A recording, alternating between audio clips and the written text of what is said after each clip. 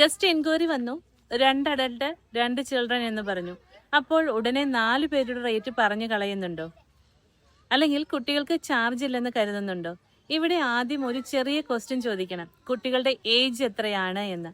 കാരണം 2 ചിൽഡ്രൻ എന്ന് പറഞ്ഞാൽ ഒരാൾക്ക് 2 വയസ്സും 5 വയസ്സുമായിരിക്കാം, അല്ലെങ്കിൽ 10 വയസ്സും 14 വയസ്സുമായിരിക്കാം. രണ്ടിനും ഒരേ റൂം സെറ്റപ്പ് ആവശ്യമാകണമെന്നില്ല. എക്സ്ട്രാ ബെഡ് വേണമോ? ബ്രേക്ക്ഫാസ്റ്റ് കൗണ്ട് കൂടുതലാകുമോ? റൂം കപ്പാസിറ്റി മതിയാകുമോ? എക്സ്ട്രാ ചാർജസ് എന്തെങ്കിലും ഉണ്ടാകുമോ? ഇതെല്ലാം ഏജ് അറിഞ്ഞാൽ മാത്രമേ ക്ലിയർ ആയിട്ട് പറയാൻ സാധിക്കുകയുള്ളൂ. അതുകൊണ്ട് ഫാമിലി എൻക്വയറി വന്നാൽ ഗസ്റ്റ് കൗണ്ട് ചോദിച്ചതിന് പിന്നാലെ തന്നെ നിങ്ങൾ ചോദിക്കുക, ചിൽഡ്രൻ ഉണ്ടെങ്കിൽ അവരുടെ ഏജ് കൂടി പറയാമോ എന്ന്.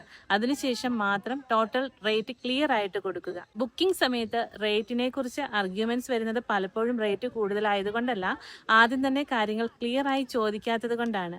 ഗസ്റ്റ് കൗണ്ട് മാത്രം അറിയുന്നത് പോരാ, ആരാണ് വരുന്നത് എന്ന് മനസ്സിലാക്കിയ ശേഷമാണ് ശരിയായ റൂമും ശരിയായ റേറ്റും പറയേണ്ടത്. നിങ്ങളുടെ ഹോം സ്റ്റേയിൽ ചിൽഡ്രൻ ചാർജ് എങ്ങനെയാണ് വരുന്നത് എന്ന് താഴെ ഒന്ന് കമന്റ് ചെയ്യൂ.